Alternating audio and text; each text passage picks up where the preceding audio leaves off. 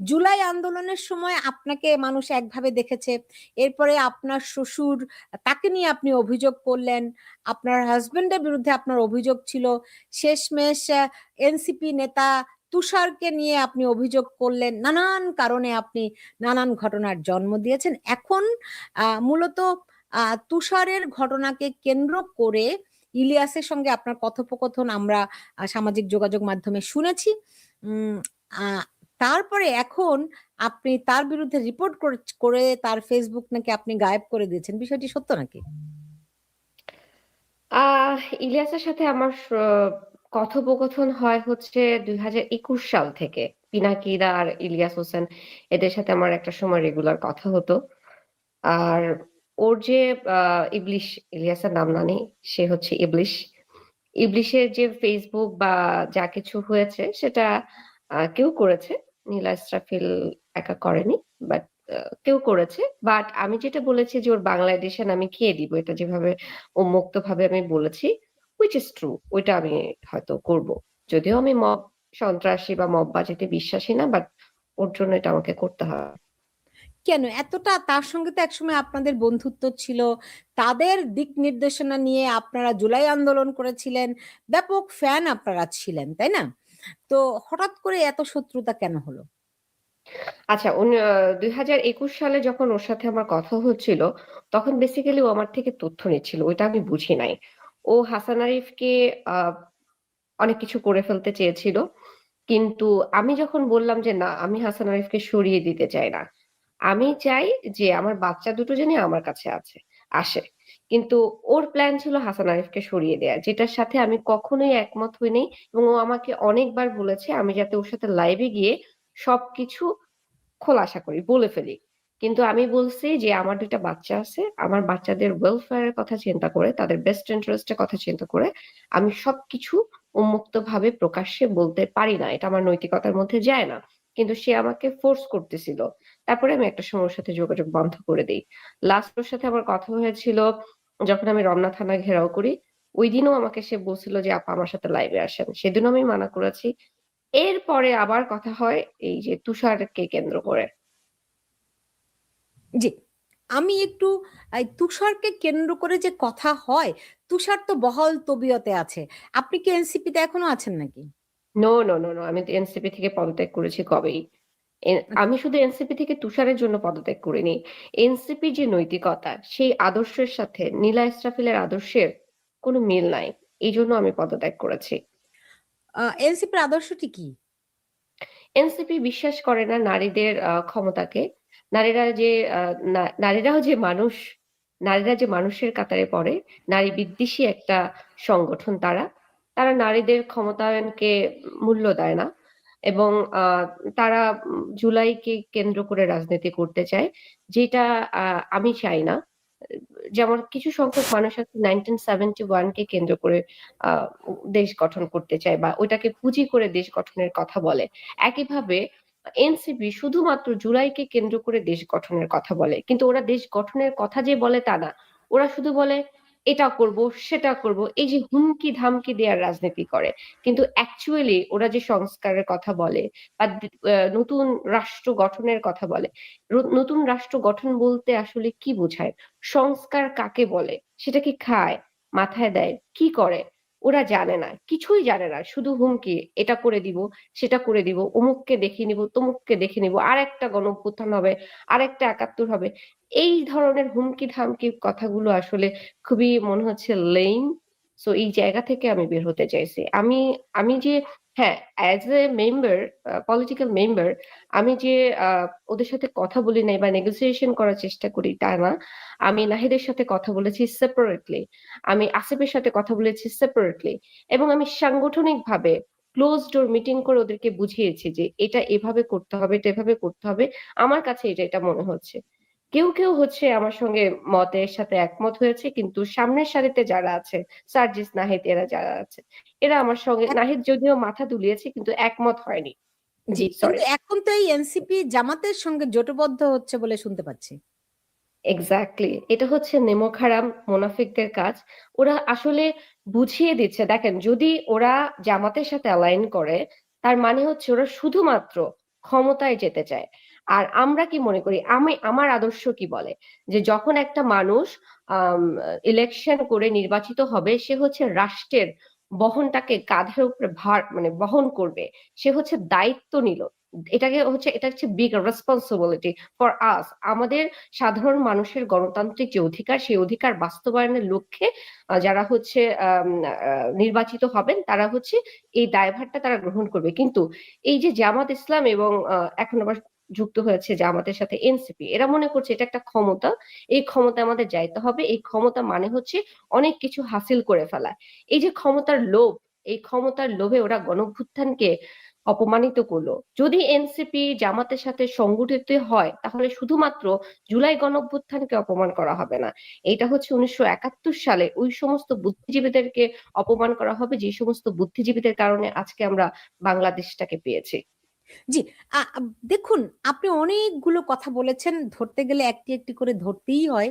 কিন্তু আপনি শেষটা যেখানে শেষ করেছেন সেখান থেকে যদি আসি, যে আপনি বলছেন যে জুলাই অভ্যুত্থানের এরা এনসিপি জামাতের সঙ্গে যুক্ত করলে এটা একটা বেইমানি, রাইট, মুনাফিকি। এক্স্যাক্টলি। তো তারা তো জামাতের সঙ্গে আগে থেকেই ছিল, আপনারা কেন বুঝলেন না?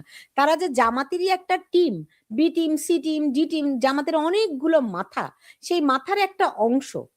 তো আপনাদের এটা আচ্ছা। বুঝতে কি পারেননি আপনারা নাকি? না, শুরু থেকে তো হচ্ছে আমি আমার পারিবারিক সংকট নিয়ে ঝামেলায় ছিলাম, আমি ওভাবে রাজপথে সময় দিতে পারি নাই।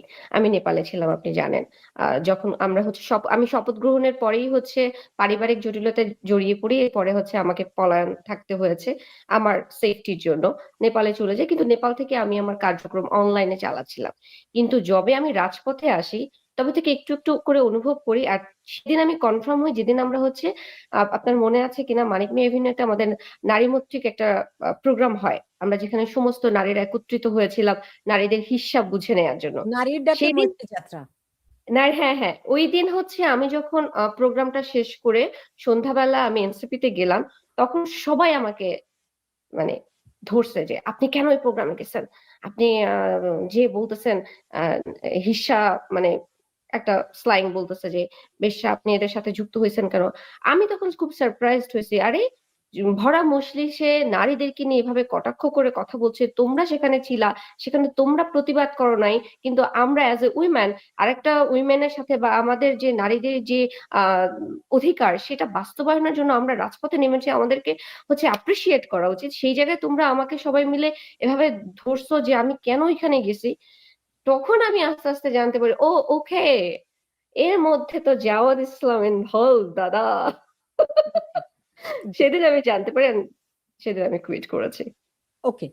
এমনিতে ধরেন আহ, ইলিয়াস এবং পিনাকি, হ্যাঁ, হম। এরা তো বরাবরই নারী বিদ্বেষী। নারীদের নিয়ে যাকে তাদের তাদের যে সমস্ত শব্দ তারা নারীদের প্রতি ব্যবহার করে, এগুলো আমি মুখেও বলতে পারবো না, হ্যাঁ। এক্স্যাক্টলি। আমি আমি শুনি না, কিন্তু ইদানিং একটু ঘাটাঘাটি করতে গিয়ে দেখি যে হাউ দে আর।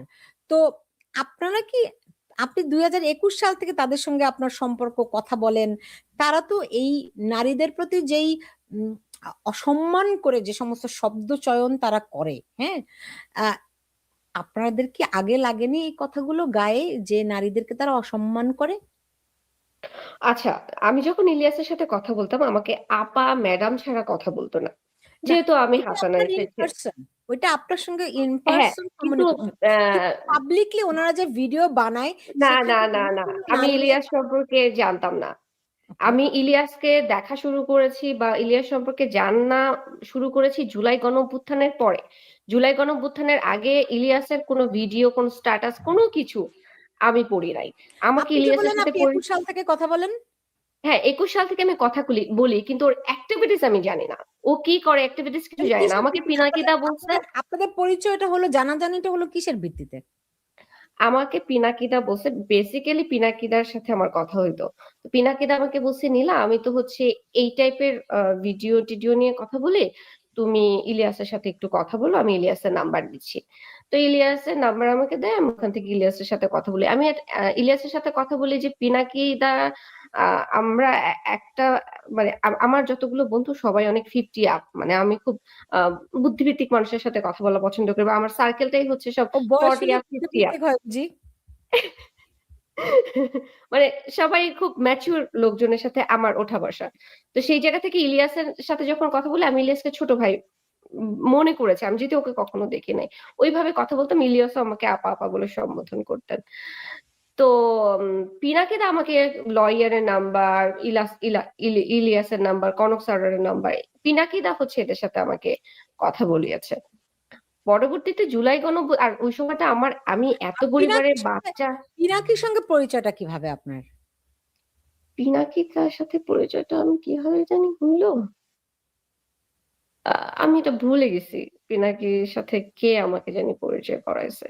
ও, ওকে। পিনাকিকে যারা হচ্ছে দেশ থেকে তাড়িয়েছে, মানে হেল্প করেছে, তাদের কিছু বন্ধু বান্ধব তো আবার আমাদের মিউচুয়াল ফ্রেন্ড। আমি তো বলছি আপনাকে যে কিছু সিনিয়র, আমি আমার চেয়ে বয়সে যারা ডাবল ডাবল ডাবল, তাদের সাথে আমার বন্ধুত্ব তো কারো না কারো মাধ্যমে হয়েছে আর কি। বুঝতে পেরেছি। এখানে দুই একজন মন্তব্য করেছেন যে 2024-এ দেশটাকে ধ্বংস করা হয়েছে, যার খেসারত এখনো দিতে হচ্ছে। আপনার কাছে কি মনে হয়? আহ এটা 50-50। দেশটাকে ধ্বংস করা হয় নাই, দেশটাকে হচ্ছে। এই যে এখানে এখানে একজন মন্তব্য করেছেন যে 20 বছর পিছিয়ে দিয়েছেন, এখন কি আপনি অনুতপ্ত? না না না, অনুতপ্ত কেন হব? 20 বছর কেন পিছিয়ে দিব? আপনারা এটা একটু চিন্তা করেন। এটা আপনাদেরকে অবশ্যই এটাকে গাণিতিক ভাবে চিন্তা করতে হবে, ক্যালকুলেটিভলি এবং লজিক্যালি চিন্তা করতে হবে। প্রত্যেকটা গণঅভ্যুত্থানের পরে বাংলাদেশে শুধু না, যে কোনো দেশে গণঅভ্যুত্থানের পরে বা একটা বিপ্লবের পরে দেশের মধ্যে একটা সংকট তৈরি হয়। আপনি যদি 1971-কে দেখেন, 1971-এর পরেও কিন্তু বাংলাদেশে একটা মহামারী তৈরি হয়েছিল। সেই জায়গা থেকে বরং বাংলাদেশ অনেক এই মুহূর্তে অনেকটা সামনের দিকে এগিয়ে আছে। তো একটা বিপ্লব যখন একটা তো দেশের মধ্যে ঘটে তাহলে যায়, তখন। দাঁড়ান দাঁড়ান দাঁড়ান। তাহলে সেটা বুঝেন যে এই বিপ্লব পরবর্তী সময়ে অনেক সময় অনেক সময় না, একদম হুম হুম অবধারিতভাবেই একটা হুম। অস্থিরতা থাকে। হ্যাঁ, তো আপনারা এক্স্যাক্টলি। এখন 24-এ বোঝেন, কিন্তু 71-এর মুক্তিযুদ্ধ ওটা একটা যুদ্ধ ছিল, জি ওইটা একটা জনযুদ্ধ ছিল। সেই জি। যুদ্ধের পরে দেশের যে স্বাভাবিক অবস্থা ফিরতে সময় লেগেছিল, হুম। এটি আপনারা বোঝেন না। এটি আমরা বুঝি না মানে? মানে ওই যে বলে সবসময় তো ওই 71-এর পরে মুজিব সরকারের, বঙ্গবন্ধু সরকারের সমালোচনা করা হয় যে তারা এই করেছে, ওই করেছে, সেই করেছে, রাইট?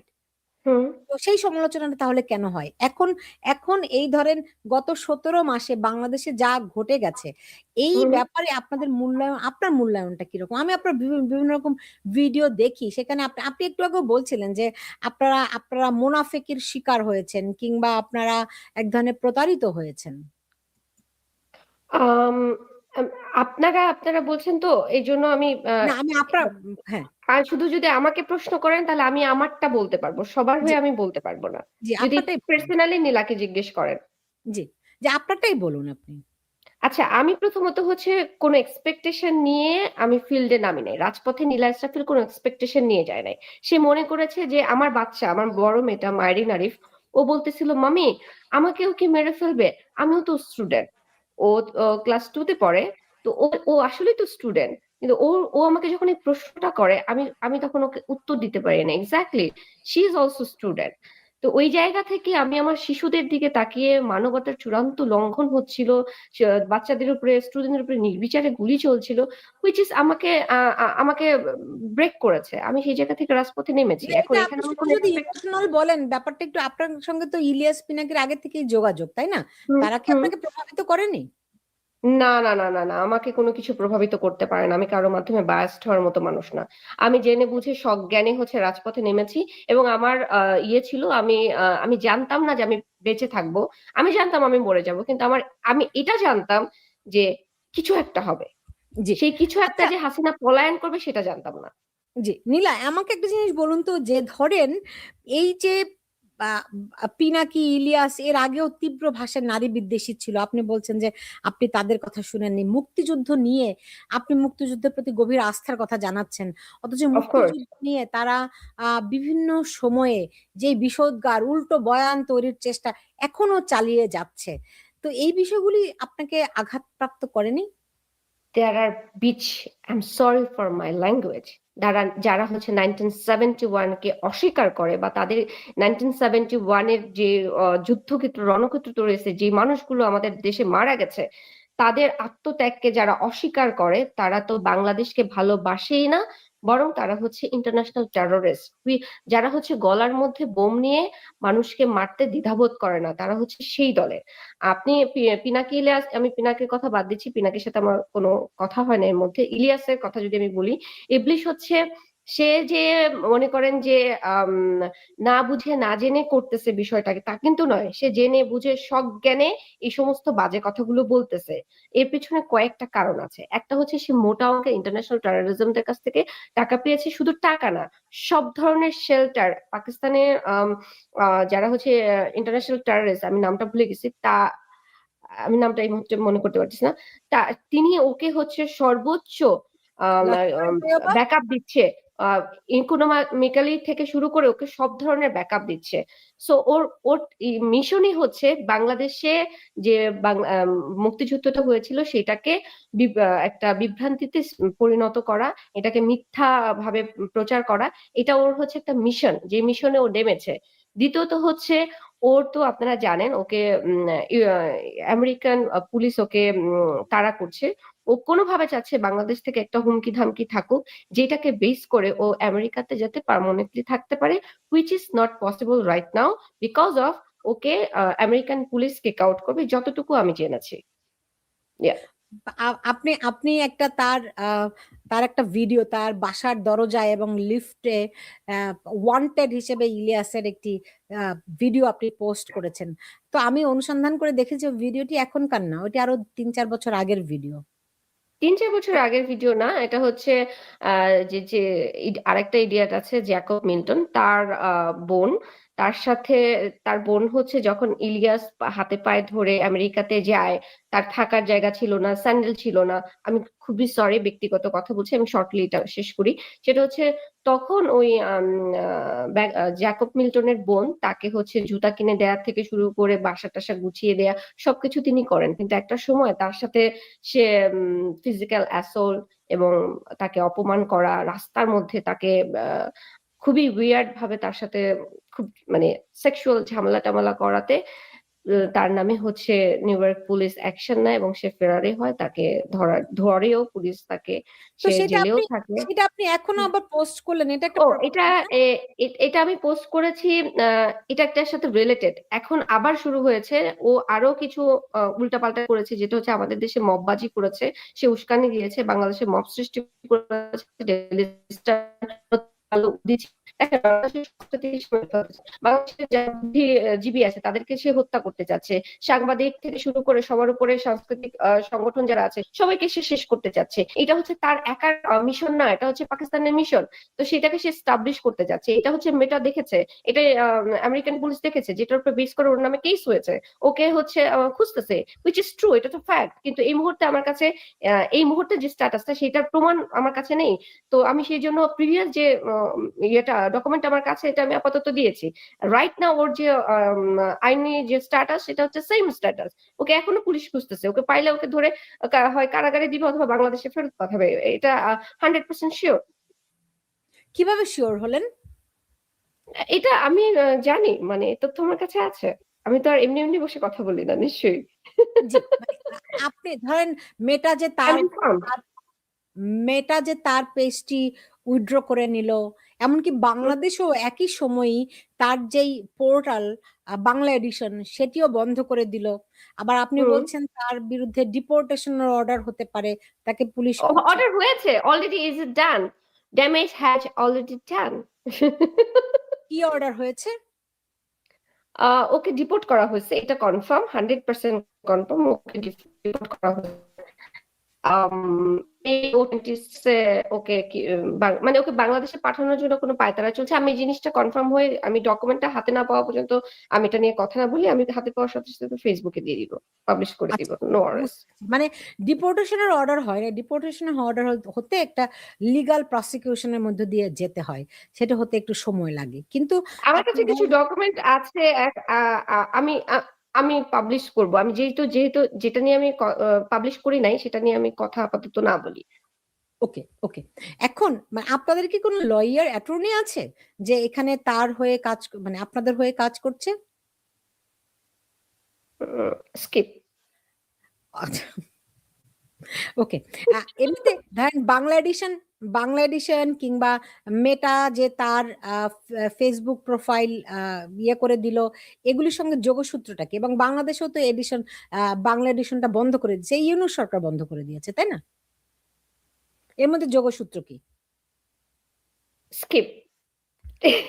কিছু কথা বলা যাবে না, ওকে কিছু ওকে। কথা বলা যাবে না। নেক্সট হচ্ছে ধরেন তার ইউটিউব চ্যানেল তো এখনো সচল আছে। হ্যাঁ, ওটা নিয়ে আমরা কাজ করতেছি, ওটাও বন্ধ করা হবে। কিরকম মোটামুটি কাজ? ওকে সব জায়গা থেকে বন্ধ করা হবে। কিভাবে সেটা সম্ভব হবে? টাইম আছে, দেখতে ওকে। পারবেন। তো আপনারা কেন সেটি পিনাকি ভট্টাচার্যের ক্ষেত্রে করছেন না?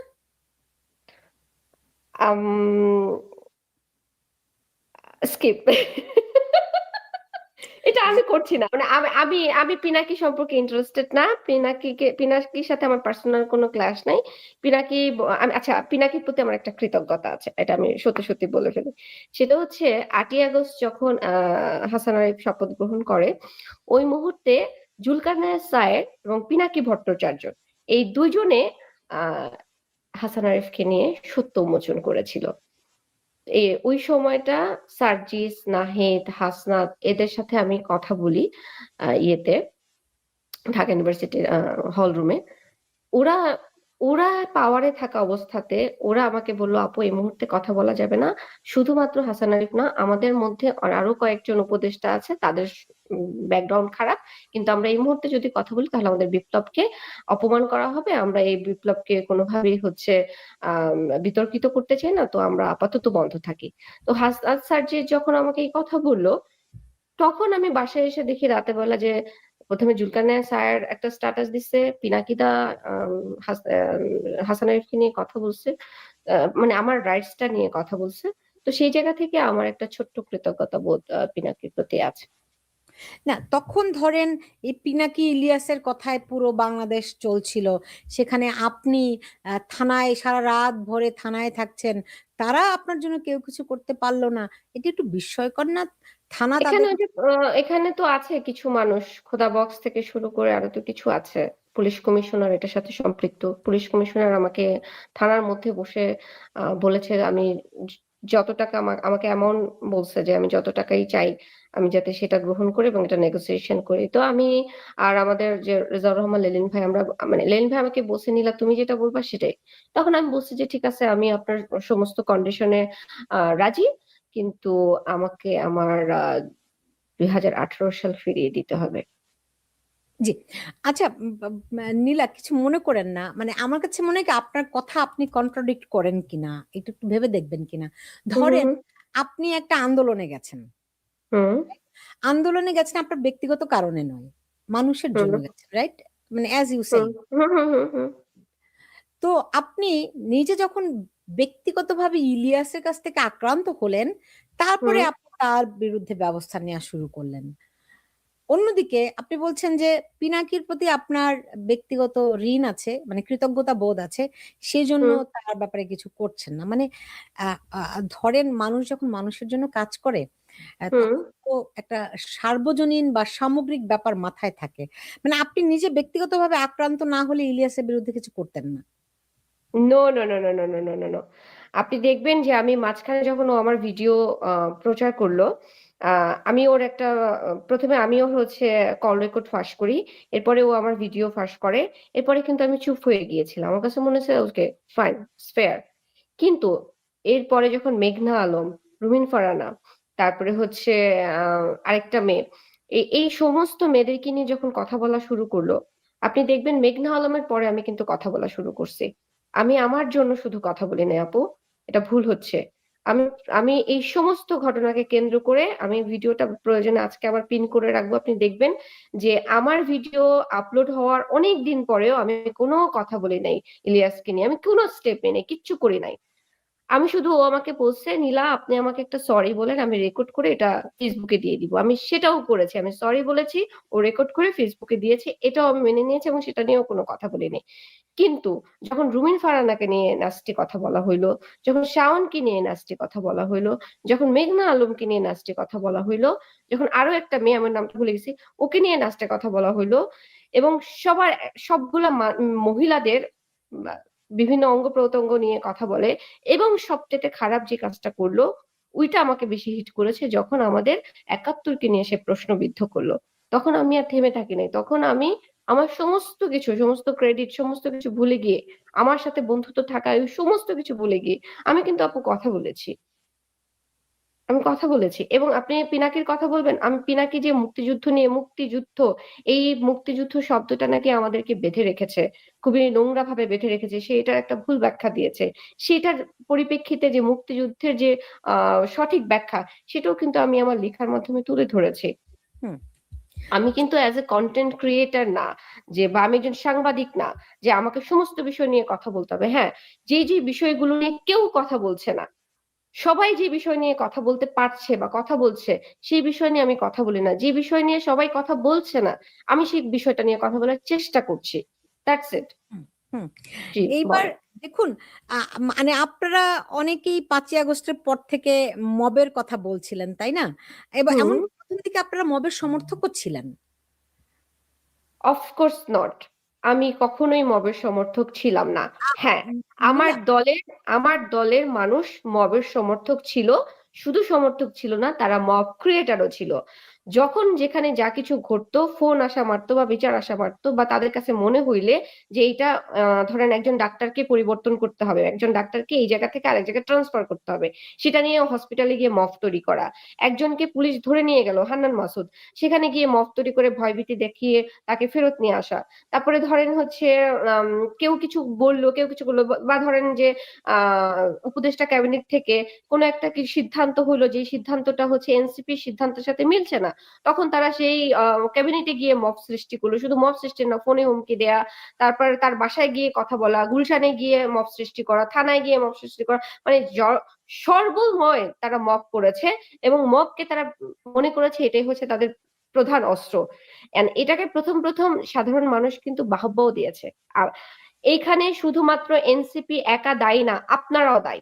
আপনারা গণমাধ্যমরাও দায়ী। গণমাধ্যমরা যেভাবে এনসিপি কে মাথায় তুলেছে, সেটাতে ওরা ওদের যে ভুল ভাল এবং ওদের যে যেটা করা উচিত এবং অনুচিত, সেইটার যে পার্থক্য, সেটা ওরা ভুলে গেছে। ওরা এটাকে ক্ষমতা মনে করেছে, এটাকে অস্ত্র মনে করেছে এবং এটাকে ব্যবহার করেছে। এবং এটাতে সাধারণ মানুষও দায়ী। সাধারণ মানুষ প্রথমত মনে করেছে যে ও আচ্ছা, এই সমস্ত তরুণ ছেলেপুলেরা বাংলাদেশে এইরকম বড় বড় কথা বলছে, এরকম আমরা যে কথাগুলো সাধারণত এমপি মিনিস্টারদেরকে সাধারণত বলতে পারি না, স্যার জি স্যার জি স্যার টাইপের কথা বলি, সেইখানে এই তরুণ ছেলেরা তার কর্মজীবন, তার আয়ের উৎস, তার এটা ওইটা নিয়ে এভাবে প্রকাশ্যে প্রশ্ন রাখছে, আহা কি জানি করে ফেলছে। কিন্তু অগোচরে যে এটা বেয়াদবি হচ্ছে, অগোচরে এটা যে সমীহীন হচ্ছে না, অগোচরে এটা যে মব হচ্ছে, এটা যে একটা সন্ত্রাসীপনা, এটা মানুষের বুঝতে একটু সময় লেগেছে। কিন্তু এটাকে প্রথমে বাহবা সাধারণ জনগণে দিয়েছে এবং গণমাধ্যম সবচেয়ে বেশি দিয়েছে। প্লিজ। জি, মানুষ তো ঘটনার আকস্মিকতা একটু বিহ্বল ছিল। যাই হোক, আহ, এখন আপনি আপনি যে মিডিয়ার দোষটি দিলেন, আপনার কি মনে হয় যে তারেক রহমান দেশে আসার পরে মিডিয়া কিছু বাড়াবাড়ি করছে? উম, আমি মিডিয়া বাড়াবাড়ি করছে কিনা, আমার কাছে যেহেতু এই মুহূর্তে ওইভাবে তথ্যভিত্তিক কোনো প্রমাণ নাই, আমি ওইভাবে আঙুল দিয়ে কথা বলতে পারবো না। তবে আমি একটু আগে একটা স্ট্যাটাস দিয়েছি ফেসবুকে, গণমাধ্যমকে আমি বলেছি সর্বপ্রথম আপনারা হচ্ছে একটা মানে ফ্রি থাকবেন, যে কারো কথায় বায়াসড হবেন না। গণমাধ্যম কারো দ্বারা বায়াসড হলে সেই দেশের সার্বভৌমত্ব নষ্ট হয়। তারেক রহমান কেন, পৃথিবীর ধরেন বাংলাদেশে মানে সর্বোচ্চ মানুষ যদিও চলে আসে, তার দ্বারাও আপনারা বায়াসড হবেন না, আপনারা ফ্রি থাকবেন। গণমাধ্যম কখনোই কারো দ্বারা বায়াসড হওয়া যায় না, হওয়া উচিত না। নিরপেক্ষ থাকতে হয়। আমি আপনার কথা শুনতে পাচ্ছি না। এখানে দর্শকরা অনেক রকম মন্তব্য করছেন, তারা বলছেন যে আহ উম, অনেকে মন্তব্য করছেন যে উদিসী ধ্বংস হলো, তখন কি মনে হয়েছে আপনার, এর জন্য কারা দায়ী? উদীচী ধ্বংস হওয়ার পেছনে তারাই দায়ী, ইবলিশ দায়ী।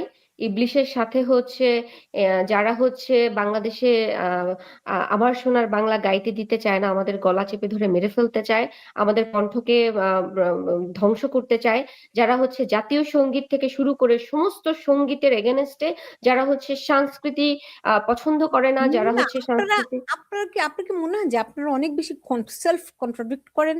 ধরেন আপনারা হাদিকে বিরাট বড় বীর মানেন, অথচ সে যে সমস্ত অশ্লীল শব্দ ব্যবহার করেছে কোনো ভদ্রলোকের ভদ্র জায়গায়, আপনি বলতে পারেন হ্যাঁ এটি এলিট শব্দ না, মানে নোংরা তো নোংরাই, তাই না? সেটা সবার জন্যই প্রযোজ্য, এখানে তো এলিটিজমের কোনো ব্যাপার নাই। তো মানে না, হাদির এই বিষয়টা নিয়ে আমি কিন্তু প্রতিবাদ জানিয়েছি। হাদির মৃত্যুর পরেও আমাকে সবাই এটা নিয়ে প্রশ্ন করেছে যে হ্যাঁ, হাদি যখন বেঁচে ছিল আপনি হাদির পেছনে লেগেছেন। আমি হাদির পেছনে লাগি নাই। হাদির যে নৈতিকতা, হাদির যে পদক্ষেপ, হাদির যে ওয়ে অফ টকিং, সেটা নিয়ে আমি আজও মানে প্রতিবাদ জানাচ্ছি।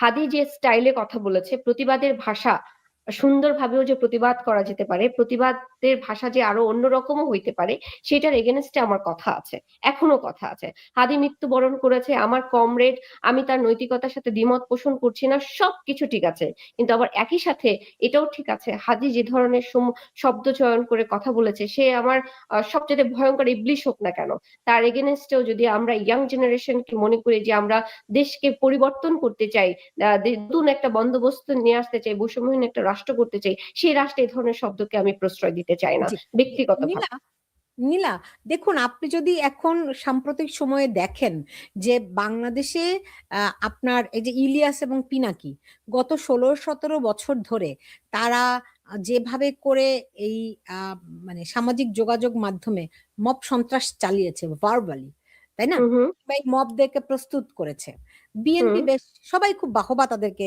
দিয়েছে, আপনি বলছেন আপনিও তাদের সঙ্গে যুক্ত ছিলেন, তাই না? আমি এখন যুক্ত ছিলাম না, আমি আমার চোখের সামনে হয়েছে, কিন্তু আমি যেহেতু একটা দলের মধ্যে ছিলাম, আমি প্রকাশ্যে প্রতিবাদ করতে পারিনি, কিন্তু আমি ইন্টারনালি প্রতিবাদ করেছিলাম জি, আপু।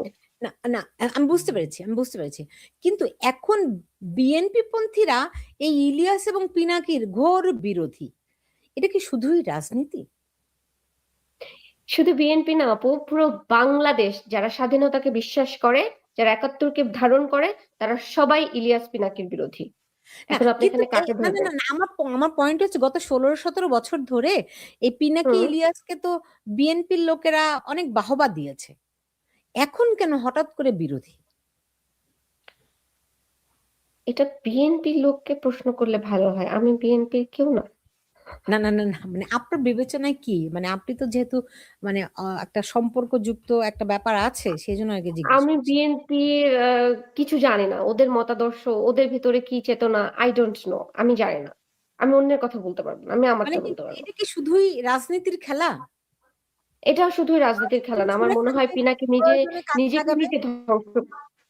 হুম। না না না আপু, এটা রাজনীতির খেলা না, এটা হচ্ছে ইবলিশ এবং পিনাকি দুজনে নিজেকে ধ্বংস করেছে, যখন বাংলাদেশকে সে এরকম আবর্জনাময় কথাবার্তা বলেছে, এইটা নিজেদেরকে নিজে ধ্বংস করেছে। যখন ডেইলি স্টার প্রথম আলোতে আগুন লাগিয়েছে, যখন উদীচী এবং ছায়ানটে আগুন লাগিয়েছে, নিজেদেরকে নিজে ধ্বংস করেছে। এটা ওদের জন্য, ওদের ডিস্ট্রয় ওরা নিজেরা ডেকে নিয়ে আসছে। এটা কোনো রাজনৈতিক খেলা না, এটা হচ্ছে নৈতিকতা। জি, আমি শেষ প্রশ্ন আপনাকে করছি, আপনাদের দল এনসিপি এবার নির্বাচনে কেমন আমাদের করবে? দল না, আমি এনসিপি তে নাই, সরি। আচ্ছা, এনসিপি এবার নির্বাচনে কিরকম করবে হুম। বলে মনে হয়? জিরো, লম্বা গোল একটা জিরো পাবে। কেন? ভাই, বাংলাদেশের মানুষ এতটা এখন আর হাদা নাই, এতটা বোকা নাই, মানুষ এখন রাজনৈতিক ভাবে অনেক সচেতন। আপনি একটা চায়ের দোকানদারকে যে যদি প্রশ্ন করেন, আমার চাইতে ভালো কথা বলতে পারবে। তারা চোখে হচ্ছে বাংলাদেশটাকে দেখতেছে, বাংলাদেশের পরিবর্তন তারাকে দেখতেছে। যে মানুষ আপনার আমাদের দেশের যে অর্থনৈতিক চাকা, এখন এটা এখানে ছিল, ওখান থেকে এখন এখানে নেমে আসছে, এগুলি কি মানুষ বুঝে না? মানুষ তো রাজনৈতিক ভাবে অনেকখানি সচেতন, সেই জায়গা থেকে ওরা রাজনৈতিক ভাবে যে খেলাটা খেলতেছে, ক্ষমতার যে অপব্যবহারটা করেছে, এটা তো সাধারণ মানুষ বুঝে গেছে। বন্যার্তদের টাকা উঠানো থেকে শুরু করে আজ পর্যন্ত যেভাবে টাকা নিয়ে তারা যে এই যে দেখেন যারার অ্যাকাউন্টে কিভাবে হুড়মুড় করে টাকা ঢুকতেছে, এটা কি সাধারণ মানুষ বোঝে না কেমনে ঢুকতেছে, কেমনে কি? এগুলি বোঝে তো, এগুলি সাধারণ মানুষ বোঝে। তো সুতরাং ওই জায়গা থেকে সাধারণ মানুষ ওদেরকে ভোট দেওয়া তো দূরের কথা, ক্ষমতায় আনা তো দূরের কথা, বাংলাদেশে ওইভাবে ওদেরকে স্থান দিবে কিনা আমি এটা নিয়ে সন্দেহ। Yeah. ওকে। তো তাদের বিরুদ্ধে আপনারা যারা বিপ্লবী হয়েছিলেন তাদের কি ভূমিকা? আমি বিপ্লবী টিপ্লবী বুঝি না, আমি যে বুঝি যে আমি দেশ সম্পর্কে সচেতন একজন মানুষ। আমি রাজনৈতিক বিষয়ে একজন সচেতন মানুষ, আমি আমার অধিকার বিষয়ে আমি একজন সচেতন মানুষ। সেই জায়গা থেকে আমি মনে করি আমার যতটুকু আম, আম, কথা আছে, আমার যেটুকু বলার আছে, যেটুকু আমি প্রোটেস্ট করতে পারবো, আমি আমার জায়গা থেকে করে যাব। মানুষকে সচেতন করা, আমি যতটুকু আমি নিজের মধ্যে জ্ঞান ধারণ করি, সেই জ্ঞানটাকে আরেকজনের মধ্যে আমি ছড়িয়ে দেওয়ার চেষ্টা করব। মানুষকে সচেতনতার জন্য আমি নিজেকে নিয়োজিত করব। কিন্তু হাতে কলমে কতটুকু করতে পারবো জানি না, বাট আমি চেষ্টা করবো। ইয়া। নীলা, আমি শেষ করতে চেয়েছিলাম, কেন কেন এখানে একজন একটা প্রশ্ন বারবার করছেন, আমি একটু দেখাতেও চাই যে শিশুদের যে গুলি করেছে কারা হুম। করেছে। হ্যাঁ, আপনি নিশ্চয়ই জানেন যে এই মানে আহ মানে যত মানুষ মারা গেছে জুলাইয়ে, তো হুম। সেগুলোর একটিরও ময়না তদন্ত হয়নি, প্রকৃতপক্ষে তেমন কোনো তদন্ত হয়নি, কারা মারলো কিভাবে মারলো, যদি পুলিশের গুলিতেও তারা নিহত হয়ে থাকে, কি ধরনের গুলি সেটি ছিল, কোনো কিছু কিন্তু উদ্ঘাটন করা হয়নি। বরং ও এটা আচ্ছা, নিয়ে এই বিষয়টা না আমি একটা বিষয় আপনার সাথে শেয়ার করছি, এটা কখনোই আমার বলা হয় নাই। আমি যেহেতু হাসানের মানে একজন উপদেষ্টার বাড়িতে ছিলাম, সেই সুবাদে আমি জানতে পেরেছি আহ র্যাবে যে গুলি করা হয় ইয়ে থেকে, হেলিকপ্টার থেকে, ওইটার একটা উম, কিছু পেপারস নিয়ে লয়াররা হাসান আরিফের সাথে গ্রিন লাইফ হসপিটালে যখন তিনি অ্যাডমিট ছিলেন তখন ডিসকাশন করছিলেন। আমি যেহেতু তাকে টেক কেয়ার করতাম, তো আমি রুমটাতে ছিলাম। তখন তারা আর কি বললো, ট্রাইব্যুনালের লয়ার যারা ছিল, আমি নামটা আপাতত বলছি না কারণ খুবই ফেমাস, তো ইন্টারন্যাশনাল ট্রাইব্যুনালে যারা আসছিল ওখানে, তারা বললো যে স্যার দেখেন এখানে যে গুলিটা করা হয়েছে এটা র্যাব থেকে গুলি করা হয়েছে, এটা কনফার্ম। সো শোনা কথা, শোনা কথা এবং জানা কথা, ইন্টারন্যাশনাল ট্রাইব্যুনাল থেকে হাসান আরিফকে বলছিল যে র্যাবের হেলিকপ্টার থেকে গুলি করা হয়েছে। That's it. না, কিন্তু র্যাব থেকে তো গুলি করেনি, হেলিকপ্টার থেকে কোনো গুলি হয়নি। আই ডোন্ট নো, আমি যতটুকু শুনেছি ওইটুকু আমি শেয়ার করলাম, বাট আমি যেহেতু পুলিশ প্রশাসনের কেউ না, আমি ভালো বলতে পারবো না। এই যে মুখ ধরে, আপনাদের মনে এই প্রশ্নটি এখন আর আসে কিনা, মুখ ধরে হ্যাঁ, মাথা। আমি তো নিয়ে কথা বলতেছি। মুগ্ধকে যে গুলি করা হয়েছে, আবু সাইদকে যে গুলি করা হয়েছে, এইটা ছিল মেবি মেবি মেটিকুলাস ডিজাইন, মানুষকে ইমোশনালি ব্ল্যাকমেল করা। কারণ এইমাত্র দেখলাম মুগ্ধকে পানি বিলাচ্ছে, এইমাত্রই গুলি, কারণ এই ভিডিওটা সবাই দেখছিল। আচ্ছা, একটা ছেলে, একটা সুন্দর একটা ছেলে, ইয়াং ছেলে, সে সবাইকে পানি খাওয়াচ্ছে, তাকে গুলি করা হলো। গুলি করার পরেই হচ্ছে কিন্তু সবাই রাজপথে নেমে আসলো। দেখবেন মুগ্ধকে গুলি করার পরে যে পরিমাণে মানুষ রাজপথে নামছে, এর আগে কিন্তু এই পরিমাণে মানুষ রাজপথে নামে নাই। এটা ম্যাটিকুলাস ডিজাইন ছিল। আই থিঙ্ক আই থিঙ্ক, মানে আমার চিন্তা সেটা বলতে, আমি জানি না, বুদ্ধিজীবীরা আরো ভালো বলতে পারবে। বাট বা যখন এটা ইনভেস্টিগেশন, প্রপার ইনভেস্টিগেশন হবে, সবকিছু চোখের সামনে আসবে, তখন এটা আরো ভালোভাবে উন্মোচিত হবে। বাট আমার কাছে মনে হচ্ছে এগুলি সব মেটিকুলাস ডিজাইনের একটা অংশ। যেটা হচ্ছে, দেখেন, কোনো কুৎসিত কোনো কিছু ভেতরে যদি কেউ লালন করে, সেটা এমনি এমনি বেরিয়ে আসে। আপনি হাজারটা কার্পেট দিয়ে সত্যকে যদি ধামাচাপা দিতে চান, কিন্তু সত্য বেরিয়ে আসে। ডক্টর ইউনুস যে বলছে মেটিকুলাস ডিজাইন, এটা তার ভেতরে একটা বিষয়, সেটা সে বলে ফেলছে। সো আমার মনে হয় মুগ্ধকে মারা এটা একটা মেটিকুলাস ডিজাইনের পার্ট। এই যে এতগুলো শিশু মারা গেল, ঘরের মধ্যে বসে মারা গেল, হুম। হুম। আপনাদের কি মনে হয় বাইরে থেকে গুলি করে, মানে বাইরে থেকে বলতে নিচে তো পুলিশ রাস্তায়, তারাদের গুলিতে কি এই শিশুরাদের মৃত্যু হতে পারে? মানে কমন সেন্স আপনাদের কি বলে? আমি আসলে উম অনেক কিছু ইন ডিটেল বলতে পারবো না। কিছু তো বেরিয়ার থাকে। তবে আমি যেটা বলতে পারবো স্ট্রেইট, সেটা হচ্ছে এই গণঅভ্যুত্থানটা হাসিনাকে সরিয়ে দেয়ার, হাসিনাকে মেরে ফেলা বা হাসিনাকে সরিয়ে দেওয়ারই একটা প্ল্যান ছিল। কোটা, মেধা, এগুলো ছিল জাস্ট একটা আপনারা কি ড্রামার সেটা পার্ট। জানতেন? আপনারা কি সেটা জানতেন? আমি জানতাম না। আমি জানছি হচ্ছে 4 তারিখ রাতে। ওকে, না তখন তো তারা অলরেডি এক দফা ঘোষণা করেছে, কিন্তু হম হম। এই যে এক পুরো দফা তো আমরা কোটা হচ্ছে মেধা, 2 তারিখে ঘোষণা করে হ্যাঁ। কোটা না, আমি কোটা না জানতাম না। মেধা, এই যে আন্দোলন যখন শুরু করলো, তখন যে তার নেপথ্যে এত কিছু আছে, সেটি কি জানতেন? আমি জানতাম না, না, সত্যি জানতাম না। আপনার আপনার যারা বন্ধু বান্ধব সহকর্মী তারা কি জানতেন? I don't know, maybe, I don't know. না মানে পরবর্তীতে আপনারা এ নিয়ে আলাপ আলোচনা করেননি? হ্যাঁ করেছি। তারা বলেছে যে জি আপা। মানে কি? বুঝি নাই আপনার কথাটা। মানে আপনার প্রশ্নটার উত্তর হ্যাঁ ছিল, জি আপা। আর নয়তো আমরা করতে পারতাম না। এটা তো আচ্ছা আমাকে কেন বলতে হবে? ওদের মধ্যে থেকে কেউ তো গণমাধ্যমে এসে বলেছে যে আমরা যদি পুলিশকে হত্যা না করতাম, বিটিভিতে যদি আগুন না ধরাইতাম, মেট্রো লাইনে যদি আগুন না ধরাইতাম, তাহলে এই গণঅভ্যুত্থান সফল হইতো না। এটা তো ওরা বলছে। তা আমার কাছ থেকে আর কেন শুনতে হবে? রাইট। হ্যাঁ ওরা মনে স্বীকার করছি করেছে। পুলিশ হত্যার পুলিশ যেভাবে করে হত্যা আপনি দেখেছেন নিশ্চয়ই। কিছু না কিছু ভিডিও তো অবশ্যই দেখেছেন।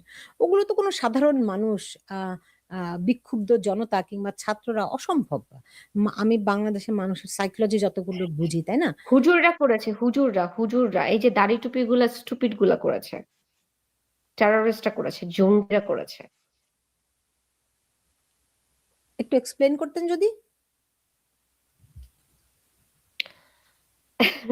এক্সপ্লেন না করি, আমি আরেকটু শিওর হয়ে আরো তথ্যভিত্তিক মানে তথ্যগুলা পাই। এগুলি যতটুকু আমি জেনেছি এগুলি হুজুররা করেছে, যারা কথায় কথায় জবাই করতে চায়, জামাত শিবিররা করেছে, এরা করেছে। যারা এই যে ডাকসু নির্বাচনে জয়যুক্ত হয়েছে, সাদিক কায়েমেদের গ্রুপ করেছে। উম, তখন কি আপনারা ইনস্ট্যান্টলি আপনারা জানতে পেরেছেন নাকি এখন জানছেন? এখন না, আমি আরো অনেক আগে থেকেই জানি। যখন আমি জেনেছি তখন থেকে আমি পদত্যাগের চিন্তা করেছি এবং পদত্যাগ ফাইনালি করেছি। আমি জেনেছি এনসিপি তে যখন সক্রিয় কাজ করতেছিলাম তখন আমি এক এক করে জানতে পেরেছি। এর আগে কিছুই জানতাম না। এই এনসিপির অনেকের বিরুদ্ধে হিজবুত তাহরির সঙ্গে বেসিক্যালি যুক্ত। আমি নেপাল থেকে বাংলাদেশে যখন ফিরি তারপর থেকে আমি সব জানতে পারছি। নেপালে থাকা অবস্থায় আমি কিছু জানতাম না। হুম। এমনিতে ধরেন এই যে এনসিপির অনেকের বিরুদ্ধেই হিজবুত তাহরির সঙ্গে যুক্ত থাকার অভিযোগ আছে। হুম, ট্রু। অভিযোগ না, সেটা দ্যাট ইজ ফ্যাক্ট। ফ্যাক্ট। কিরকম? ওরা এটার সাথে যুক্ত আছে। কিছু থেকে কিছু হলে হিজবুত তাহরিরকে হচ্ছে মফ করতে হবে, যা কিছু করতে হবে ওদেরকে লেলিয়ে দেয়। পেছন থেকে ইনস্ট্রাকশন দেয় এনসিপি, ফিল্ডে কাজ করে ওরা। That is true. একটা নিষিদ্ধ সংগঠনকে, যারা বাংলাদেশ যাদেরকে নিষিদ্ধ করে রাখছে, তাদেরকে দিয়ে হচ্ছে এনসিপি কাজ করায়, হুইচ ইজ ট্রু ফ্যাক্ট। তো এই এই আহ, এই জঙ্গি তৎপরতা, এই হিজবুতি তৎপরতা এখন কি হুম। কমেছে নাকি আরো বাড়ছে? উম, এই তো 2 দিন ধরে তো মনে হচ্ছে একটু ঠান্ডা। যেহেতু তারেক সাহেব বাংলাদেশে আসছে, মনে হয় সামনের দিকে আরো ঠান্ডা হবে। এতদিন তো দেখছেন দেশের অবস্থা কি, দেশে তো শান্তি শান্তি নামের কোনো শব্দই বাংলাদেশে ছিল না, জঙ্গি রাষ্ট্র ছিল। লেটস সি, দেখা যাক, এখনো কিছু বলা যায় না। আপনি দেখেন ইনকিলাব মঞ্চ আজকে আবার আন্দোলনে নেমেছে, শাহবাগ ব্লকেট করে হুদাই রেখেছে। হুদাই আপা, আমি না এগুলি বুঝি না। খামোখা ভাই, আমি হচ্ছে এই খুনের বিচার চাই। হাদিকে মারছে, এটার জন্য আমি ভীষণ ভাবে শোকাহত। এবং এটা এটা কারা মারছে, ফয়সাল কোথায় আছে, কিভাবে মারছে, what is the plan, what is the bloody politics, we are know everything, each and everything. এরপরে পুলিশ প্রশাসন চেষ্টা করতেছে। এখন ফয়সাল গেছে হচ্ছে ইলিগেল ভাবে একটা রাষ্ট্রে, সেই রাষ্ট্র থেকে ওরে কেমনে ধরবে? ও সেই ধরার জন্য তো যা যা করা লাগে সেটা আমাদের দেশের সরকার করবে। তুমি রাজপথে নাইমা সাধারণ মানুষের জীবনটাকে হয়রানির সম্মুখীন কইরা তুমি এগুলি করতে পারো না। এগুলি এগুলি এগুলি ফাজলামি, এগুলির জন্য টাকা প্রদান করতেছে বাংলাদেশে যে নির্বাচন হচ্ছে সেই নির্বাচনটাকে বানচাল করার পায়তারা ছাড়া এটা আমি আর কিছুই দেখছি না। এটা জি। এটা যদি কারা টাকা দিচ্ছে? হাদির মৃত্যুর জন্য যদি হাদিকেই প্রশ্ন করা হইতো, ভাই তুমি কি এটা চাও, হাদি অবশ্যই বলতো আমি চাই না। জি। এই কারা টাকা দিচ্ছে, কারা কোথা থেকে আসছে এই টাকা? পাকিস্তান পাকিস্তান দিচ্ছে, পাকিস্তান দিচ্ছে, সিরিয়া দিচ্ছে। সবচেয়ে বেশি টাকা দিচ্ছে যে জামাত ইসলাম। আল্লাহ, জামাত ইসলাম গতকালকে কি বললো যে 1.5 কোটি টাকা করে এক একজনকে দিবে, এবং জামাত ইসলাম বললো সরকার থেকে তাদেরকে কোনো টাকা পয়সা নিতে হবে না। তারা এই বিএনপি কে ওপেন চ্যালেঞ্জ দিয়েছে যে বিএনপি সরকার থেকে টাকা পয়সা না নিয়ে তারা কি রাজনীতি করতে পারবে কিনা। কিন্তু জামাত ইসলাম সরকার থেকে টাকা পয়সা বা কোনো ধরনের খরচ না নিয়ে তারা সবকিছু করতে পারবে। মববাজি থেকে শুরু করে সবকিছু করতে পারবে। কেমনে করতে পারবে? এত টাকা তারা কই পায়?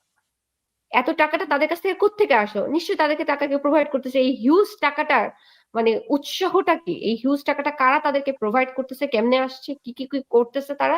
তাদেরকে জিজ্ঞেস করেন। তো ওরা এই এই নিয়ে টাকাটা প্রোভাইড করতেছে। হুম হুম তো এই নিয়ে আপনারা সোচ্চার হচ্ছেন না, না? মানে কোথা আমি থেকে? সোচ্চার আছি, আমি আমার মতো কথা বলে যাচ্ছি, আমি আমার মতো করে প্রতিবাদ জানিয়ে যাচ্ছি। আমি সবকিছু বলতেছি। আমি যতটুকু ইনফরমেশন পাচ্ছি ওটার মধ্যে কিছুটা ফিল্টার করতে করতে হচ্ছে, স্বাভাবিকভাবে করতে হয়। ফিল্টার করে আমি বলতেছি, বাট আমি আকার ইঙ্গিতে যেটুকু বলার চেষ্টা করি বা বলি ওইটুকুতে সচেতন মানুষের বোঝার কথা। যদি কেউ কেউ না বুঝে সেখানে আমার কিছু করার নাই, বাট আমি অনেকখানি বলি যেটা অনেকেই বলে না। জি। নীলা, আমাকে একটা জিনিস বলুন হুম। তো, আপনি শুরুতে বলছিলেন যে এনসিপির ভেতরে নারীদের কোনো মর্যাদাই নাই, নারীদের কোনো নো, অবস্থানই নাই, কিন্তু না। আমরা তো দেখি তাসনিম এমনকি জারা। আপু, আরেকটা ইম্পর্টেন্ট কথা, এনসিপির মধ্যে যারা পুরুষ আছে তারা না হয় নারী বিদ্বেষী হইলো, কিন্তু যারা নারী আছে তারা নামে হচ্ছে নারী, আল্লাহ তাআলা তাদেরকে বায়োলজিক্যালি নারী বানিয়ে পাঠাইছে, কিন্তু মনস্তাত্ত্বিক ভাবে তারা নারী না, তারা পুরুষতন্ত্র নিজের মধ্যে ধারণ করে। যেমন জি। হচ্ছে তাসনুবা জাবিন, যেমন হচ্ছে সামান্তা শারমিন, যেমন হচ্ছে doctor Mitu. She is a very disgusting woman, I am sorry, আমি কখনো নারীদেরকে নিয়ে বাজে কথা বলি না, কিন্তু মিতু দেখেন জায়মা রহমানকে নিয়ে কি রকম নোংরা কথা বলছে। জায়মা রহমান যে কিনা হচ্ছে আপনার ইংল্যান্ড থেকে ব্যারিস্টারি পড়ছে, যার 14 গোষ্ঠী হচ্ছে পলিটিক্যাল ফিগার, যার রক্তের মধ্যে পলিটিক্স আছে, সে যদি পলিটিক্স করতে চায় তাকে তো আমাদেরকে হচ্ছে আহ্বান জানানো উচিত, ওয়েলকাম করা উচিত, ওয়ার্মলি ওয়েলকাম করা উচিত। কিন্তু তাকে নিয়ে সে নোংরা কথা বলতে দ্বিধাবোধ করে নাই। তাহলে একজন নারী হয়ে আরেকজন নারীকে কিভাবে সে এই ধরনের কথা বলে? তার মানে হচ্ছে সে নারী না, সে পুরুষতন্ত্র বিলং করে। Right. সেই ধরেন, ঠিকই বলেছেন যে নারী হলেই যে নারীদের অধিকার সংরক্ষণ করবে এমন তো কোনো কথা নেই। এটা একটা কনসেপ্ট, একটা ফিলসফি। সুতরাং সেই জায়গা থেকে তাহলে এই তাসনিম যারা, হুম। সামান্থা, যেমন হ্যাঁ। সামান্থা সম্পর্কে আমি শুনেছি সে তো আগে বাম রাজনীতি করতো, রাইট?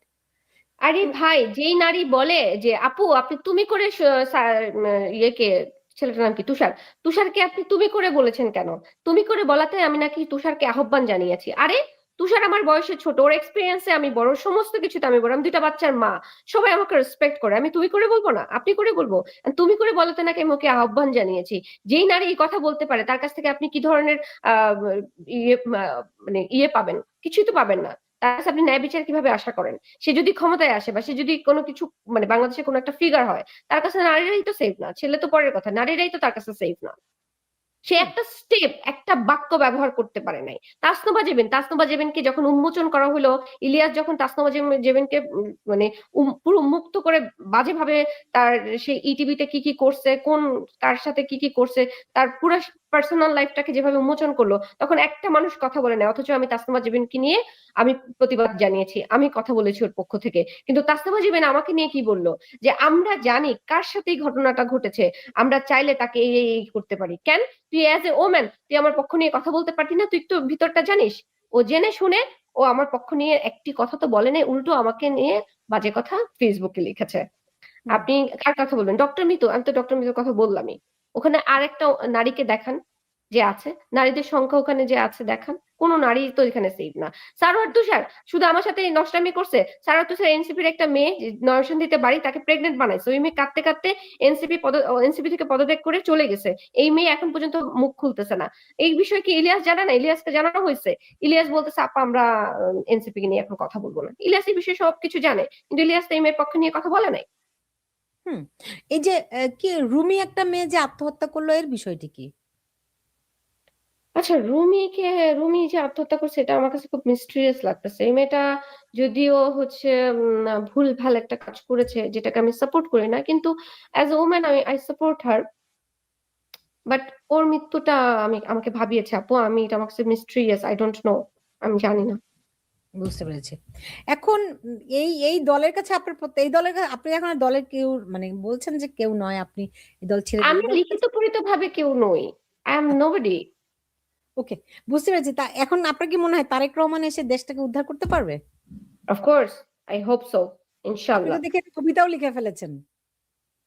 কবিতা? আমি কবিতা লিখতে পারি না। আমি যেটা আমি ফ্যাক্ট লেখার চেষ্টা করি। উনি যেভাবে ওনার পিতার কবরের সামনে দাঁড়িয়ে উনি কাঁদছিলেন, আমরা সাধারণত রাজনীতিবিদদেরকে কি দেখি, খুব আকুতি মিনতি করে কান্নাকাটি করে একেবারে ক্যামেরার সামনে দেখায়, মাথার মধ্যে এখানে কস্টিপ লাগায়, এখানে মনে হয় ফাইটা টিটা গেছে এরকম কিছু লাগায় দেখায়, একটু পরে দেখা যায় কস্টিপ খুলে গেছে, কেউ কাঁদতেছে ক্যামেরার সামনে, অন্যদিকে যে হাসতেছে। আমরা সাধারণত এইসব দেখেছি, কিন্তু তারেক রহমান তার পিতার জন্য তিনি কাঁদছেন এত বছর পরে এসে, কিন্তু তিনি একটা আড়ালে কাঁদছেন।